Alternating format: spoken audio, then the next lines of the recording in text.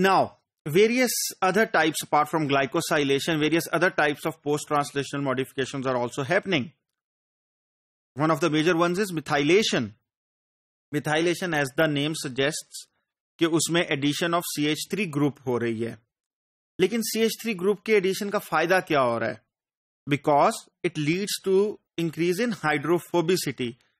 Again, आपकी chemistry इतनी अच्छी होनी चाहिए कि आपको ये पता हो कि फायदा क्या हो रहा है. ये जो CH3 ग्रुप है, ये कौन सा ग्रुप है? आई want you stay out loud, अपने घरों में बैठे हुए इसको सुनते हुए. It's a non polar group.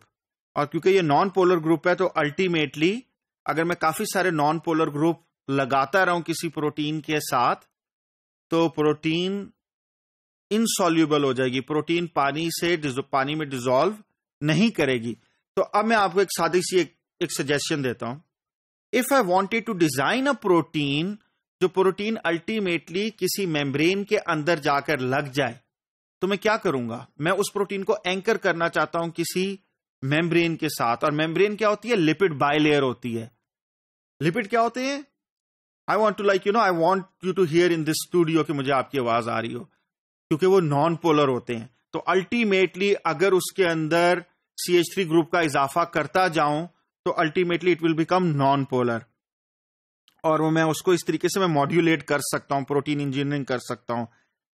Again, methylation plays a की रोल इन एपिजेनेटिक रेगुलेशन.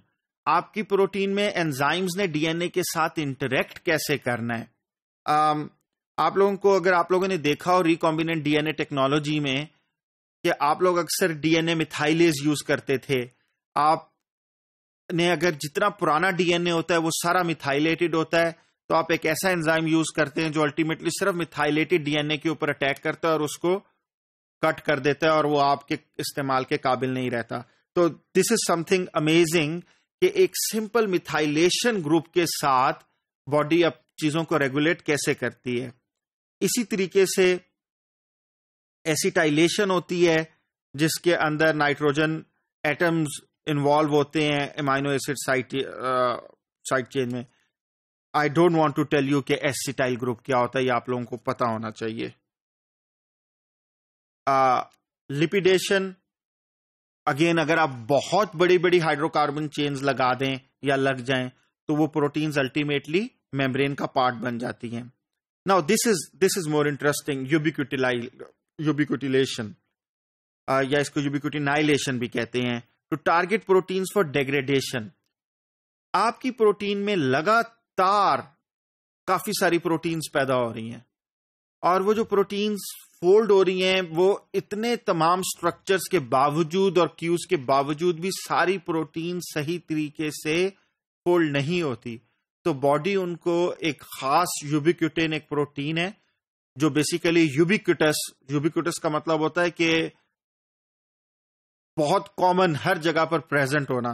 तो जो यूबिक्यूटस प्रोटीन है, यूबिक्यूटिन उसे कहते हैं, वो अल्टीमेटली प्रोटीन्स को टैग करती है, और जिस प्रोटीन के साथ वो लग जाती है उसको प्रोटियोसोम मशीनरी रिकॉग्नाइज करती है कि it is there to be degraded, तो वो अल्टीमेटली डिग्रेड हो जाती है. इसी तरीके से आपकी बॉडी फॉस्फोराइलेशन यानी कि एडिशन ऑफ फॉस्फेट ग्रुप के साथ आपकी बॉडी में डिफरेंट चीजें कंट्रोल करती है. मैं आपको एक एग्जांपल देता हूं. ग्लूकोज है, ग्लूकोज अल्टीमेटली लिवर सेल के अंदर एंटर होता है. वो क्यों एंटर होता है लिवर सेल के अंदर? क्योंकि अल्टीमेटली ग्लाइकोजन लिवर सेल्स के अंदर स्टोर होती है. लेकिन जब वो उसके अंदर एंटर होता है तो it can come out back again. वो क्यों नहीं वापस आ सकता? क्योंकि साथ ही उसको एक काइनेज फॉस्फोराइलेट कर देता है. ठीक है, और काइनेज फॉस्फोराइलेट करता है और फॉस्फोराइलेज फॉस्फेट ग्रुप रिमूव करता है, ये याद रखें. लेकिन जब उसके ऊपर फॉस्फेट टैग लग गया तो उसका साइज थोड़ा सा इंक्रीज हो गया, and that small increase in size is enough for it कि वो वापस बाहर ना आ सके.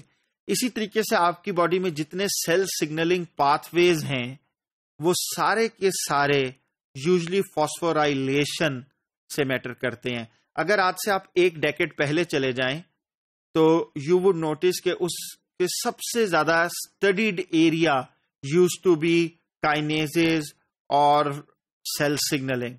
Now most of the pathways have been identified.